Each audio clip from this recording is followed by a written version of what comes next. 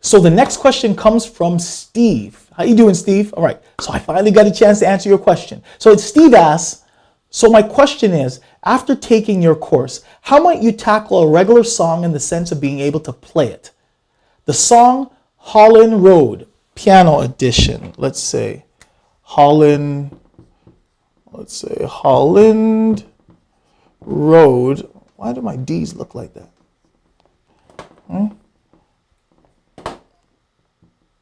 That's better. Can't blame it on the pen. It's me. All right. Sorry. The song Holland Road Piano Edition is an example. You can find this in iTunes, and the original artist is Mumford. And there's my D's, always so funny looking. And Sons. So, how might I tackle a regular song in the sense of being able to play it? Well, number one is I gotta hear this song. So when you first asked me to play this song, I've never heard it. All right. So what I have to do is, number one, to tackle it, I gotta hear it. So I listen to it. I'm not gonna play it now because it's probably gonna get flagged in YouTube or something like that for copyright infringement. All right. But anyways, I was able to listen to it. I actually listened to the piano edition that you actually sent me. And however, when I listen to someone else's piano edition, number one, and that's actually good for tackling the song, listen to it for yourself, because I know that different people interpret it the same way. Now, when I heard that piano edition, I'm like, okay, I get it. I hear the song. I understand what's happening. However, I knew that that was that particular piano player's interpretation. I like to trust my interpretation of the song because I'm a little bit more detailed in my approach in terms of what I listened for. So I listened to the original Mumford and Sons, and I heard that they were in different keys, and I also heard that it was actually a totally different feel.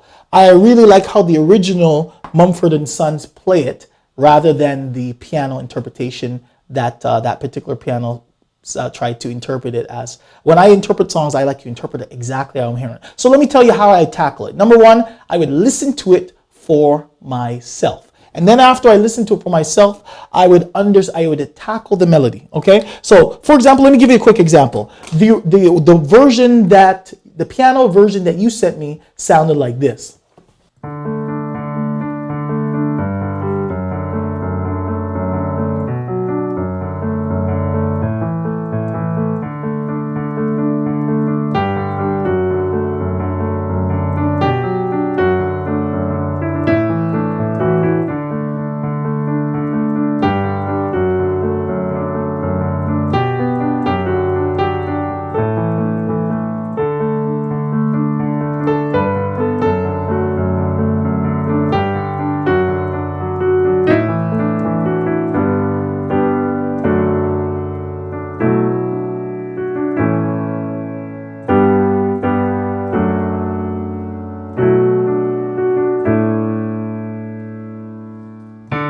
All right. So that was the piano cover version. However, I tend to believe that the original sounds a little bit better. So that was in the key of D, but the original actually did it in the key of D flat. So maybe that pianist prefers D, or maybe could they play in D flat? I don't know. But anyways, the original song sounded like this.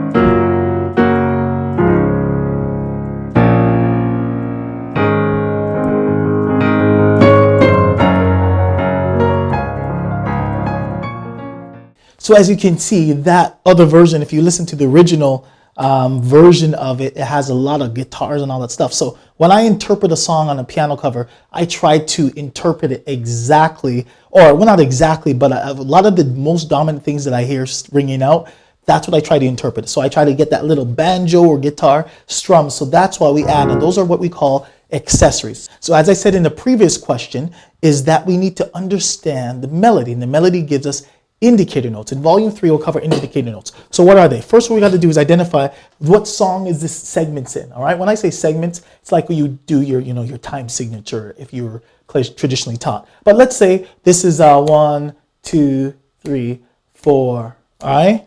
Or it could be 1, 2, 3, 4, or 1, 2, 3, 4, 1, 2, 3, 4. I'll do double time. All right. So that's, instead of counting it 1, 2, 3, 4, I'm going to count it like this. All right. So it's going to be 1, 2, 3, 4, 1, 2, 3, 4, 1, 2, 3, 4, 1, 2, 3, 4.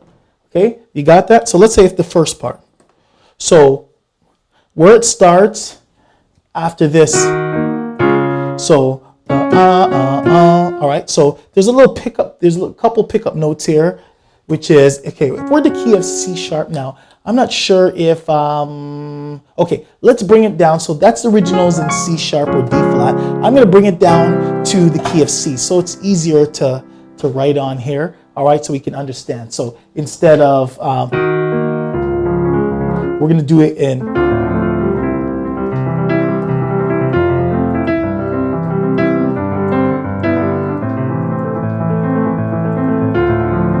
all right, so that's why it's important to play in every key so that you can actually take it and play it in every single key. All right, so I'm going to do it in the key of C. So let's say the melody is, so indicator notes just simply tells you the notes that land right at the beginning are the notes that actually signal some chords. So let's say, let me just do a couple of chords. So what I would do is I identify the melody. So da, da, da, da. So really, if I get to that, that's actually an E. And what is an E in the key of C? If we count it, it's a 1, 2, 3. So therefore, I know the indicator note is a 3.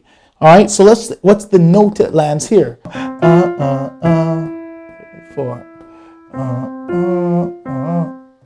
And over here is the 3 again, which is the E.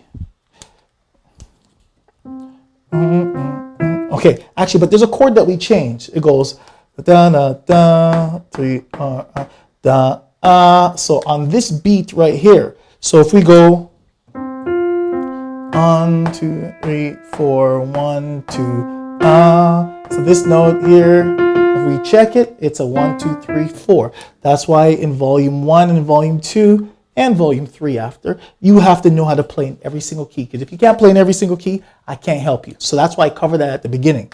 Okay, so this is a 4. So what we got to do, let's say we have that. I'll just do this part. This is going to be too long. All right. And these are, but so that you know, when I do the live webinars, which are just some of the bonuses of being part of the membership, is I actually take an hour and break down little aspects of songs so you can get the full gamut. But right now, this is not going to be 1 hour or I won't get your full attention. So I have to keep it nice and short. Okay, so at the 4 here. So what's going to happen is I have to find chords that have these notes in them. So for example, I'm going to keep it very simple and I'm going to use just a 1 chord. All right, so how do we determine what that is? Well, we know that in the 1 chord, if we're in the key of C, it has the 1, 3, and 5, which are 1, 3, and 5. Okay, 1, 3, and 5 should be 1, 3, and 5. If it's 1, 3, and 5, okay?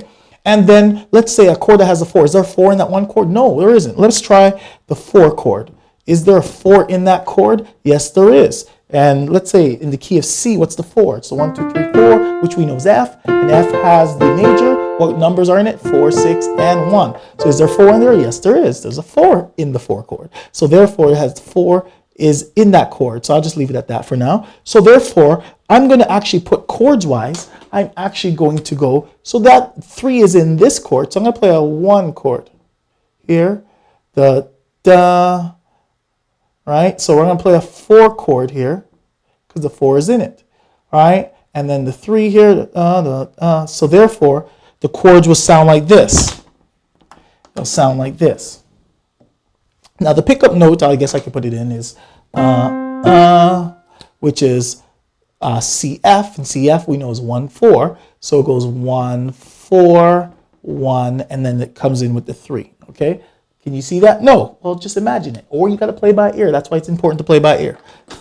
So it has a 1-4, 1-3. Okay, that's what's happening over here. It has one, but that's why you got to play in every key and play by ear so that you can hear that. Okay, so it will sound. The basic chords will sound like this: 1, 2, 3, 4. I'll play every beat. 1, 2, 3, 4, 1, 2. That's how it would go. So as you can see, that's how we get the first level chords. Now there is a couple other chords that they have in there, but it follows the same principle, right? So, well, you can't see that over here, but 2, 3, 4, 1, 2. Right? But the chords are changing not because they're skilled, but because we're playing with understanding. We know that the 4 is in the 4 chord and 3 is in the 1 chord, so we know how to change the chords. Do you see? So that's just one of the basic levels on how I'd approach actually figuring out that song. Now, when we learn more accessories, learn how to play in every key, then we could get more funky and adding, you know, what I was doing is instead of just playing the chord, right, I now play what's in arpeggio, and I call these accessories. So instead of playing the regular chord like this, we're playing it like this. So because the guitarist is probably doing a little classical guitar or something like that, so one person's strumming, somebody's strumming, but another person might be doing something like this in the banjo because that's stylistic of that style, then I actually do that as well. So I would go, and the bass is doing this. Anyway, so I don't want to get too detailed on that, but in the live webinars, I cover that. For all of my any key music students, they can ask me live questions on the live webinars, and I'll take the whole webinar and I'll answer that question. But right now, this is not a live webinar, and I just want to keep your attention. So that's just in a quick nutshell how I'd start to approach the song. All right? Hopefully that helps, Steve. Is it possible to play any song on the piano without the need for sheet music? Well, each year, millions of people take traditional piano lessons with hopes of being able to play the songs they hear on the radio by ear. Fast forward about 10 years, and over $10,000 later, they are still unable to do so.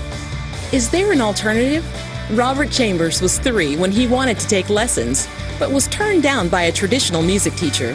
Though he was very sad, that did not discourage him. It only fueled his competitive nature. Robert decided that he would not only figure out how to play any song on piano on his own, but he would develop a method that would enable everyone else to do the same. Today, that method is known as the Any Key Music System, a proven course enabling people to master the art of playing piano by ear in 1 year. For more info, visit www.anykeymusic.com or call 1-866-926-5783.